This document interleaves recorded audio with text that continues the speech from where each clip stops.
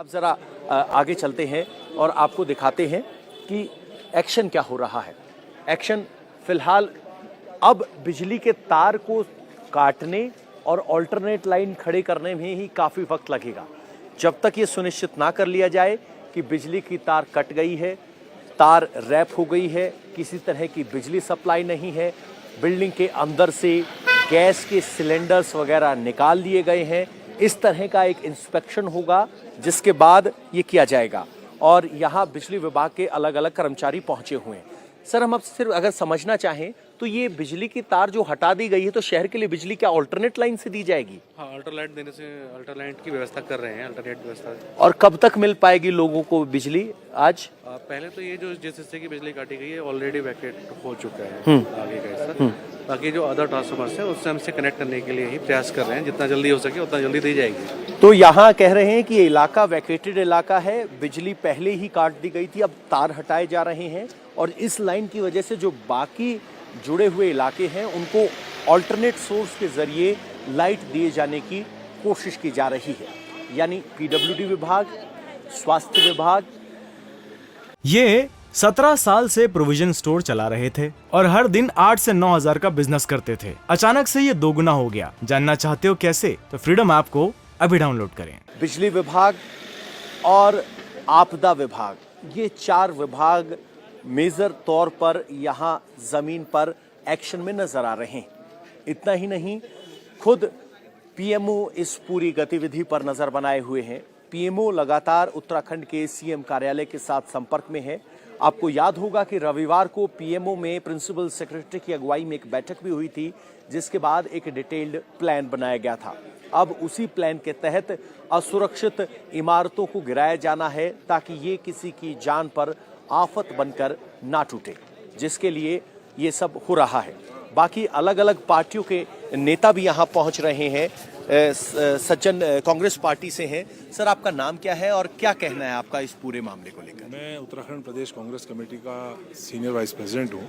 सूर्यकांत दसमाना मेरा नाम है। मैं कल से यहाँ पर क्षेत्र में हूँ और पूरे जोशी मठ की स्थिति इस तरह से है जैसे बारूद के ढेर पे ये पूरा जोशी मठ बैठा, और ये समझ में नहीं आ पा रहा है कि सरकार इंतजार किस बात का कर रही है। There is no evacuation plan.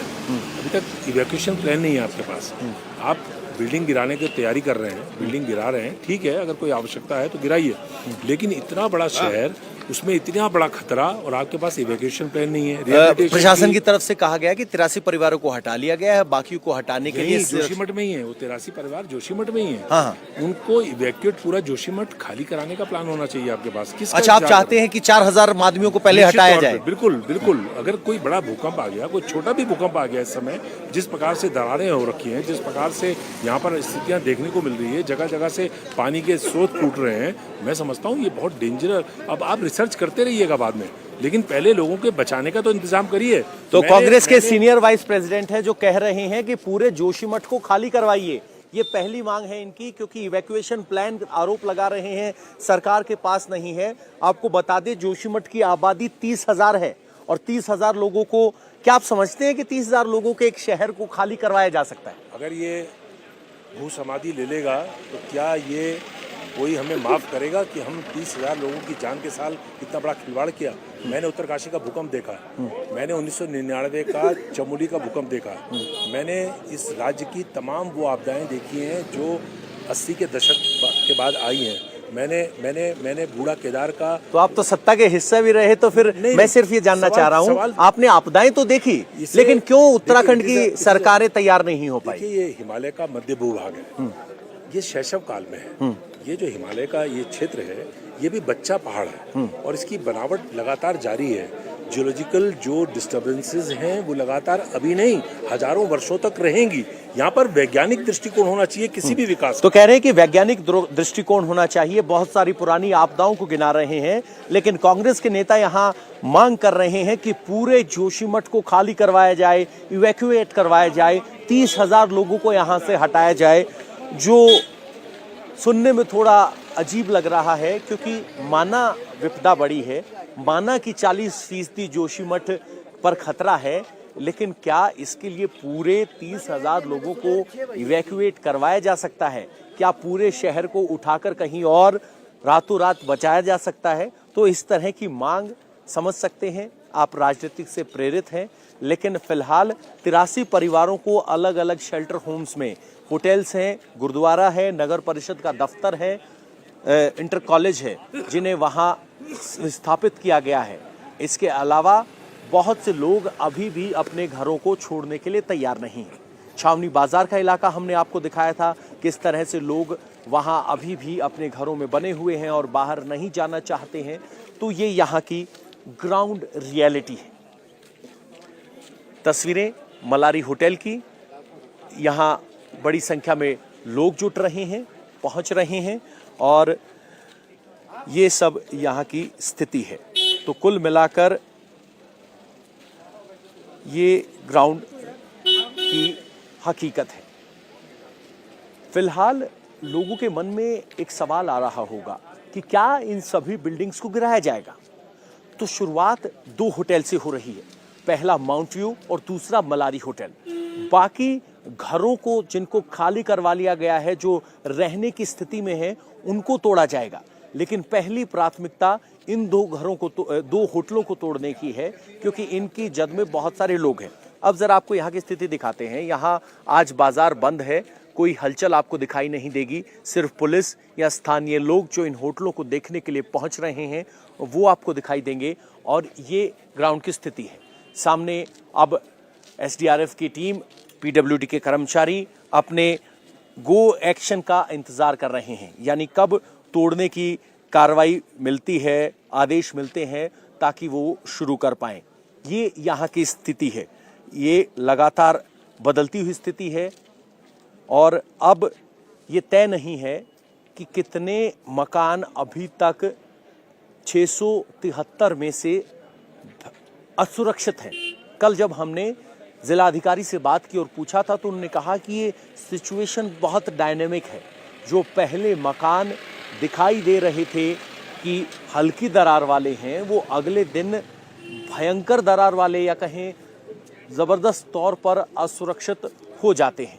तो ये यहाँ की स्थिति है जो बहुत तेज़ी से बदलती जा रही है। ये यहाँ की स्थिति है। अब ज़रा आपको आगे लेकर चलते हैं। यहाँ सब लोग इन 2 बिल्डिंगों को टकटकी लगाए देख रहे हैं और सन्नाटा इस शहर में है। सिर्फ आपको ट्रक की आवाज़ सुनाई देगी या फिर मीडिया वालों की आवाज़। इसके अलावा सब चुप है। बहुत से लोग अपने कैमरों में इस तस्वीर को कैद करना चाहते हैं। बहुत से लोग संवेदना जताने के लिए यहाँ लगातार पहुँच रहे हैं और यहाँ इस वक्त जोशीमठ में अनिश्चितता है। एक अपडेट ये दे देते हैं कि आज आसमान साफ है। जो कल बारिश की आशंका जताई जा रही थी और मौसम विभाग की भविष्यवाणी थी, उससे राहत ये मिली है कि आज कोई बारिश की तस्वीर यहाँ नहीं है। धूप खिली हुई है और इस खिली हुई धूप का मतलब ये है कि कम से कम बारिश की वजह से जो खतरा तेज़ गति से बढ़ता, उसकी गति धीमे है। भगवान की यहाँ के लोगों पर कृपा है, क्योंकि ऐसी स्थिति में ये 17 साल से प्रोविजन स्टोर चला रहे थे और हर दिन 8 से 9 हजार का बिजनेस करते थे। अचानक से ये दोगुना हो गया। जानना चाहते हो कैसे? तो फ्रीडम ऐप को अभी डाउनलोड करें। अब अगर यहाँ बारिश होती है तो बहुत परेशानी हो जाएगी। तो फिलहाल यहाँ लगातार गतिविधि बढ़ती जा रही है। स्थानीय लोग यहाँ इकट्ठे होते जा रहे हैं बेचैनी के साथ, अनिश्चितता के साथ, और सब सोच रहे हैं कि आखिर हमारे जोशीमठ का क्या होगा। लोग स्वीकार कर चुके हैं कि जोशीमठ धंस रहा है। जिन लोगों के में बड़ी बड़ी दरारें हैं, उन्होंने स्वीकार कर लिया है कि हमारा मकान, दुकान, होटल शून्य हो चुका है, टूटेगा। लेकिन अभी उन्हें नहीं पता है कि उनकी ज़िंदगी आगे कैसे बढ़ेगी। लोग यहाँ लगातार बढ़ते जा रहे हैं। अभी फ़िलहाल तोड़ने की कार्रवाई शुरू नहीं हुई है, इसीलिए शायद प्रशासन इनको अभी नज़दीक आने से नहीं रोक रहा है। लेकिन जैसे ही तोड़ने की कार्रवाई होगी, यहाँ इस तरफ और आगे की तरफ एक बैरिकेडिंग कर दी जाएगी, जिससे लोगों को रोक दिया जाएगा। फिलहाल इंडिया टीवी पर वक्त है एक ब्रेक का। लौटते हैं ब्रेक के बाद हर बड़ी तस्वीर और गतिविधि के साथ। इंडिया टीवी हर वक्त हर जगह डाउनलोड करने के लिए सर्च करें India TV news Google play store या ऐप स्टोर पर।